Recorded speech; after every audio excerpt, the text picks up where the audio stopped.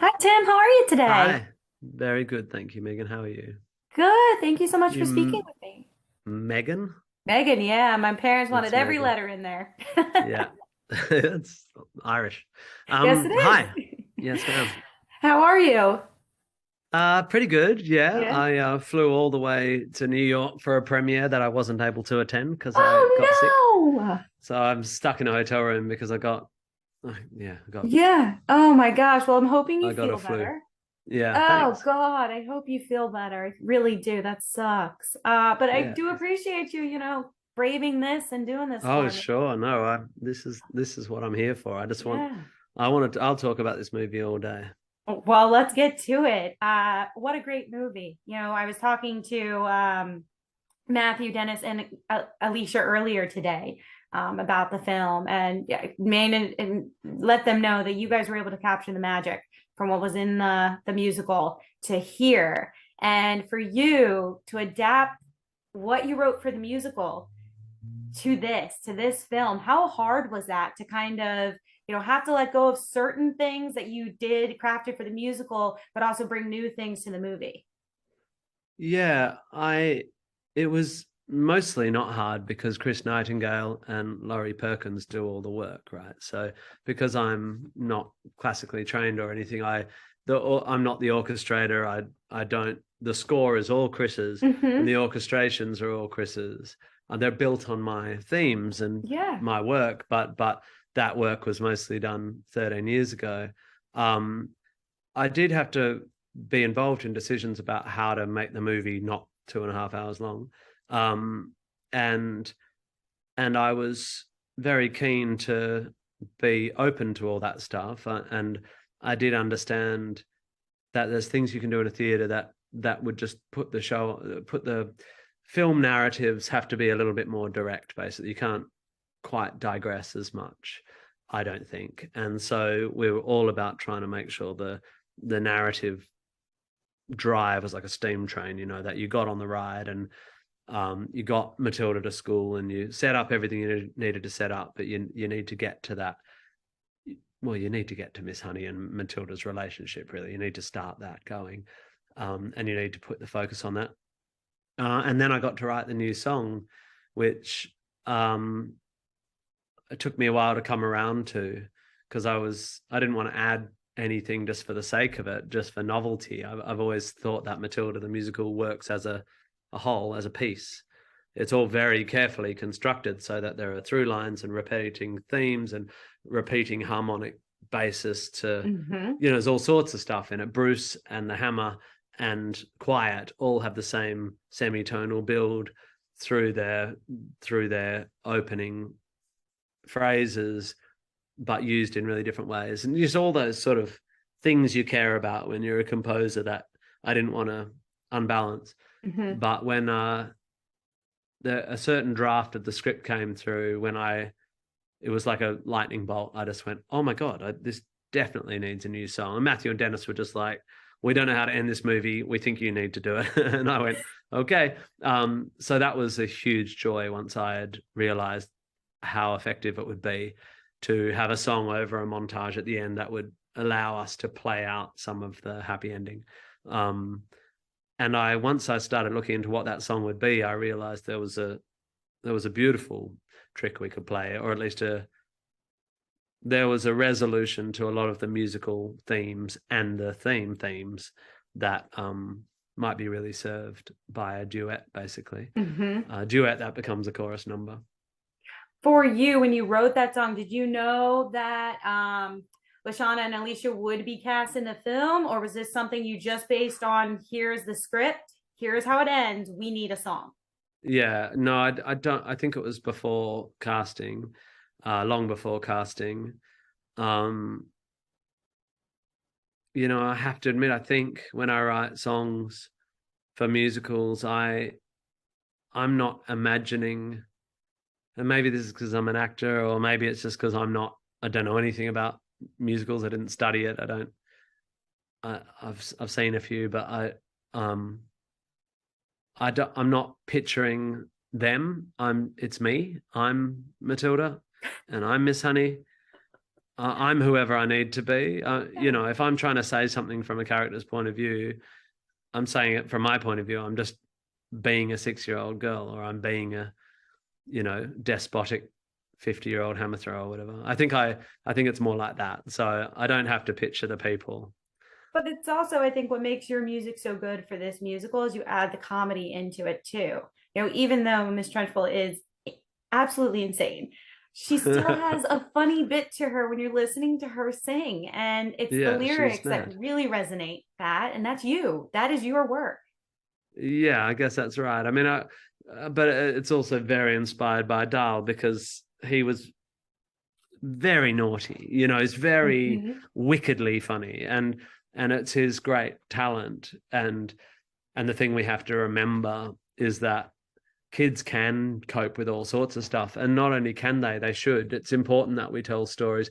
I mean, Matilda is basically a story of two people with terribly abusive childhoods, you know, like Miss Honey with this horror show of a Mm-hmm. childhood, you know, and Matilda with, you know, there's too many spoilers, but you know, Miss Honey with two dead parents, and Matilda with parents that you wish were dead.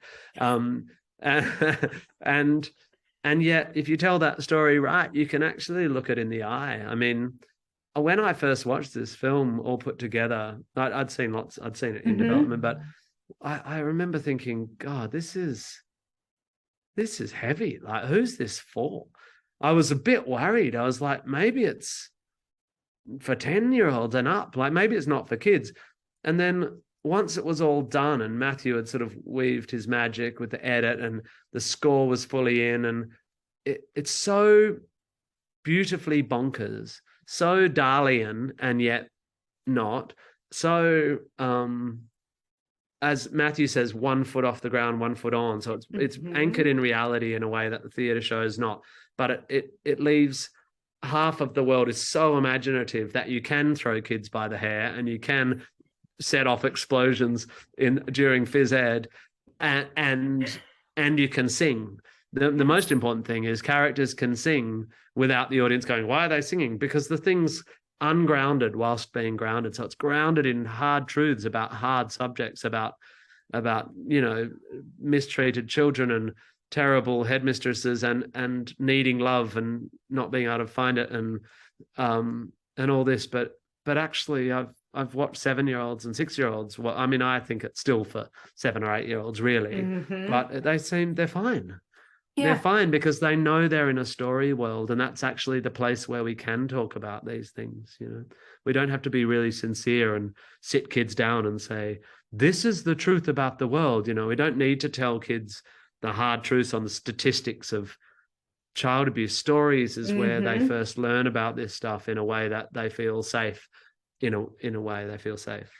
But I think what you hit the nail on the head is it may be for 7 and 8-year-olds, but adults are watching it. You know, they're coming to see the movie, whether it be with kids. I went and saw the musical when it was in New York City, and I loved every second of it. I was singing every Oh word and yeah, every when I say song. 7 or 8-year-olds, I mean that's the lowest. It's absolutely for everyone else. But I I mean, think that's what you guys did yeah, so well yeah, is you did yeah. not just make it for like going to see the musical. You didn't make it for just 7 and 8-year-olds, just like this No, movie. We did not make it for 7 and 8-year-olds. It's no. for so much more. And that's what I kind of pay to your lyrics, because you hear songs that are supposed to be made for kids and not a lot of people are going to want to sing them, but Naughty, I sing. I love that song. Oh, good. And there's stuff in the lyrics of this that kids are never going to get. Like Yeah.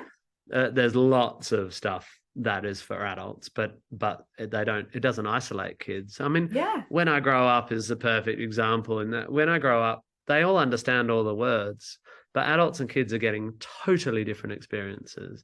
Kids are like, "Oh, this is nice," and adults are like, "Oh my God!"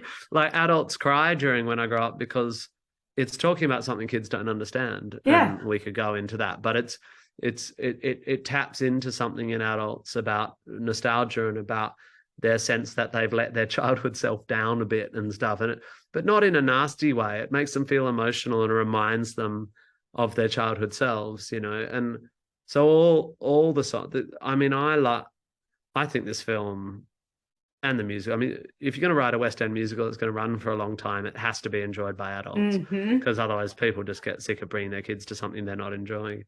But this film is, I mean, I love it. I think that I think Matthew's done the most extraordinary job, and I think if you're a sort of, most adults cry 3 times on average in this film, and I could take you through the different places, but it does work on all those levels, and the themes are universal as well. Hmm. It's not really just talking about how to be a child; it's talking about how to be a human, I think. Were you nervous at all to see the music, your lyrics, when it came to the film? Were you nervous that they would be told the way you were hoping it would be told?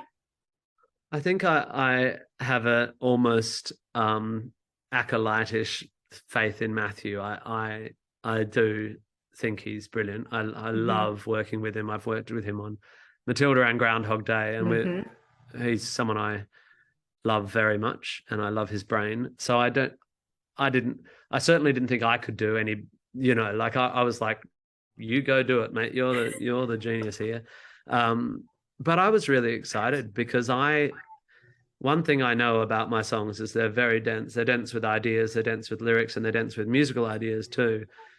And I knew that if we, with a film as opposed to a musical's all live and everyone's having to dance and they've got microphones in their hair and Hmm. you're always competing. You've got 12 people in the pit and you're trying to make the orchestra sound fat, but you're trying to make the kids heard and they're moving around the stage and stuff. There's always a compromise, but it doesn't matter because it's theater and it's the most wonderful experience you can have. Hmm.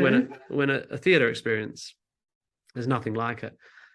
But the film's a totally different medium, and what it allows for my songs is for them to be orchestrated by Chris for 60 instrumentalists, and then to have the music, the lyrics perfect, like you hear every single word, and then the camera is right in the face of the person. So when Miss Honey sings My House or Matilda sings Quiet, you're getting this emotional proximity which just elevates the impact of the songs in a way that, even though you don't get all that beautiful stuff about being in a theater and watching it live, you get this other thing, which is proximity, intimacy with the emotional journey of the characters. And as a songwriter, that's just like they've come home. It's like finally people really know what My House can do to you emotionally. Finally, people get how, to be honest, I'm like, they can finally hear how clever my words are, like it's Exactly.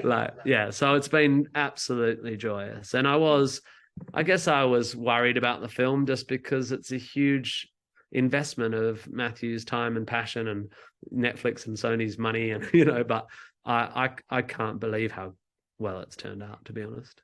Well, for my final question for you today is what are you hoping fans get from the movie? Um, well, what I was hoping is that they would think it did justice to the musical, because the musical's been around for so long. But now I don't have to hope anymore because I'm absolutely sure that they will love it. I mean, I've heard now from many, many people who are huge fans of the musical, and you know, it it's just blowing people's minds, really. And not only that, if they're fans of musical theatre in general, I think it's kind of a it's kind of a musical on the scale and the kind of ambition and the size of the imaginativeness and the hugeness of that revolting choreography and all that. It just, they don't make them like that anymore. I think it's like it's a sort of the last, I don't know how far back you have to go to think of a musical this ambitious, really, Yeah. as a film. And I'm just sit here and get to take credit for it. It's Yeah. fucking amazing. Yeah. A lot of times they lose their magic when they leave the stage, Yeah. and you guys managed to Yeah. capture the magic, and it was in a completely different way.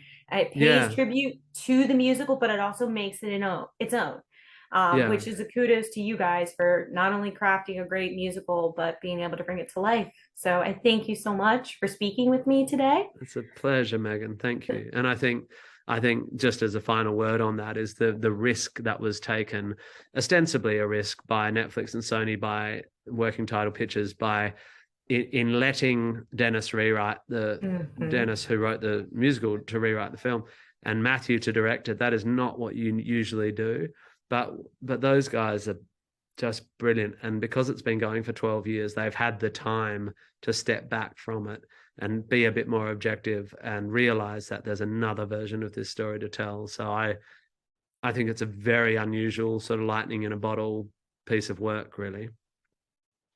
Well, I appreciate you talking with me today.